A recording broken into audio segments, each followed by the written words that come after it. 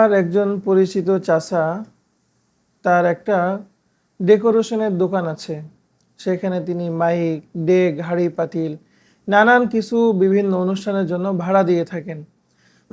তো উনি আমার কাছে জিজ্ঞাসা করেছেন যে মাঝে মাঝে গানের কনসার্ট ইত্যাদি একেবারেই যেখানে গুনাহের মজমা বসে সেখানে মাইক ইত্যাদি ভাড়া দেওয়ার প্রয়োজন হয়।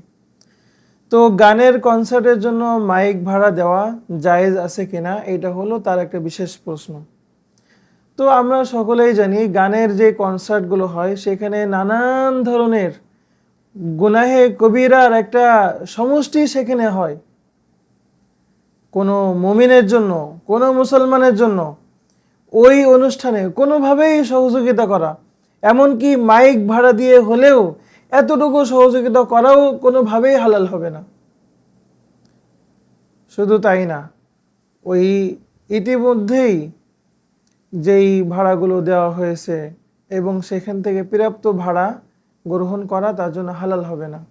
অনুমান করে ওই পরিমাণ টাকা, অর্থাৎ যে পরিমাণ টাকা গানের কনসার্ট থেকে মাইক ভাড়া বাবদ এসেছে, সেই টাকাটা গরিব মিসকিনকে সদকা করে দিতে হবে সওয়াবের নিয়ত ছাড়া। এই জন্য আমরা মুসলমানরা কোনো ধরনের গুনাহের কাজ করব না, কোনো ধরনের গুনাহের কাজে আমরা সহযোগিতাও করব না। আল্লাহ তাআলা আমাদেরকে বোঝার তৌফিক দান করেন।